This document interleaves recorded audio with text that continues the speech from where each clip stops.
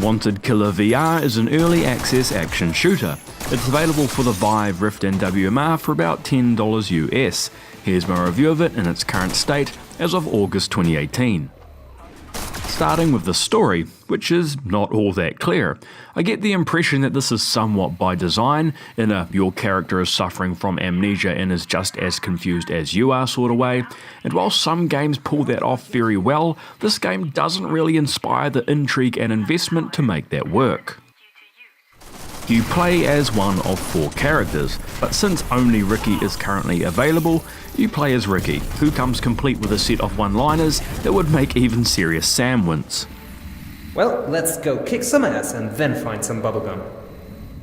On the topic of dialogue, I found the subtitles to be uncomfortably low in my field of view, and lacking an option to reposition them, I would have simply liked the option to turn them off. Also, while I'm no expert on how to make text readable in VR, there is certainly something other titles are doing to make this work well that Wanted Killer VR is unfortunately not. On to gameplay.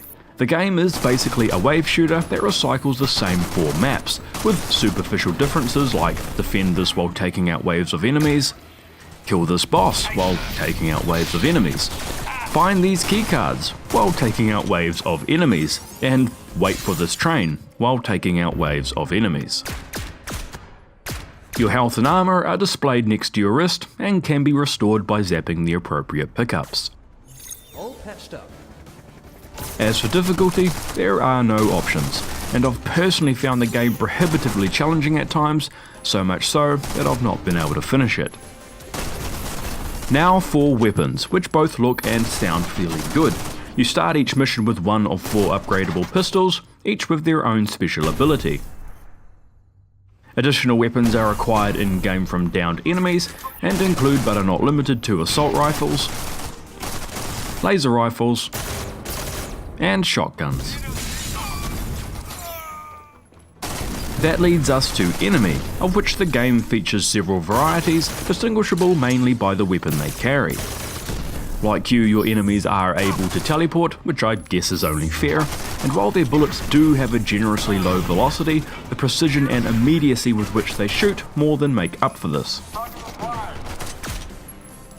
Let's talk locomotion, which primarily involves teleporting to areas outlined in pink, including the locations of recently downed enemies.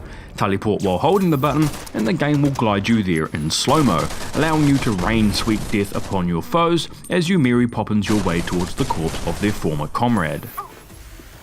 The game does also offer concurrent smooth motion, though I unfortunately found this far too slow, even with the speed maxed out. The game also lacks any form of comfort options. Next up is graphics, which are very well done in my opinion, and have gone with the vibrant colours and bold black outlines that many will recognise from the Borderlands series. No performance issues on my 1070, and the game currently has no graphics settings. That leaves us with the verdict.